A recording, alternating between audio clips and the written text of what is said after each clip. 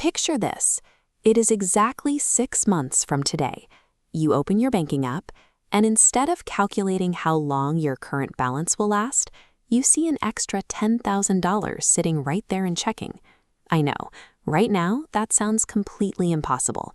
Rent continues to rise, grocery bills are higher than ever, and by the time you pay for gas, utilities, and insurance, every dollar already has a job before your paycheck even clears.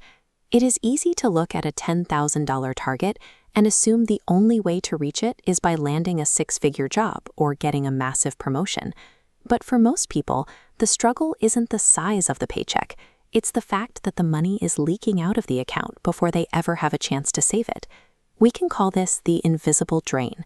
It is a psychological blind spot where your money slips out of your account without any conscious friction. It happens in small, highly automated increments. An unused streaming subscription here, a food delivery fee there, or a quick digital impulse buy. This diagram represents a standard total income. These tiny automated habits do not seem like much individually, but collectively they act as continuous leaks that quietly drain thousands of dollars from your baseline over the course of a year. Hitting that $10,000 mark does not require you to change careers. It requires you to set up a rigid 6-month system designed specifically to plug those leaks. To save $10,000 in 6 months, we divide that large number into a monthly requirement of $1,667. Zooming in, you need to retain roughly $385 every 7 days. To hit that weekly target, you deploy strategy number 1, the bare bones budget. For the next 6 months, you are choosing a strategic short-term deployment of your capital for a long-term result. To survive this period, you have to separate your true needs, housing, electricity, and groceries, from your wants. For those optional expenses, you simply replace the word never with not right now.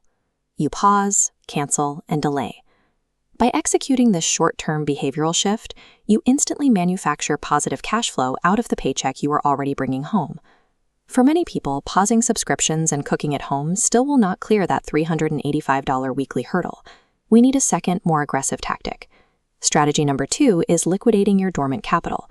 This means the old laptop collecting dust, unworn designer clothes, or the gaming console you haven't touched in a year. Most households are sitting on hundreds or even thousands of dollars in unused assets. Selling them online or at a garage sale serves 2 operational purposes. It injects immediate lump sums of cash into your account, and it physically declutters your environment. This Progress bar tracks the total goal. If you sell $2,000 worth of old items in your first few weeks, your overall $10,000 target instantly drops to an $8,000 target. In behavioral economics, this is known as momentum. By moving the finish line closer to your current position, you provide your brain with the visual evidence that the goal is within reach, which accelerates your drive to save the rest. When you combine these 2 forces, halting the frictionless leaks and converting dormant assets into cash, you turn a seemingly impossible financial mountain into a solvable, accelerating equation. 6 months later, your operational state looks completely different. The invisible leaks are plugged, your dead physical assets are working capital, and the financial target is mathematically closing. You have transitioned from a passive consumer, losing money to automated systems, into an active, systemic manager of your own capital. Seeing that $10,000 cash balance is highly rewarding, but that surplus is actually secondary to the skill you have developed, the ability to make a deliberate decision about every dollar that passes through your hands.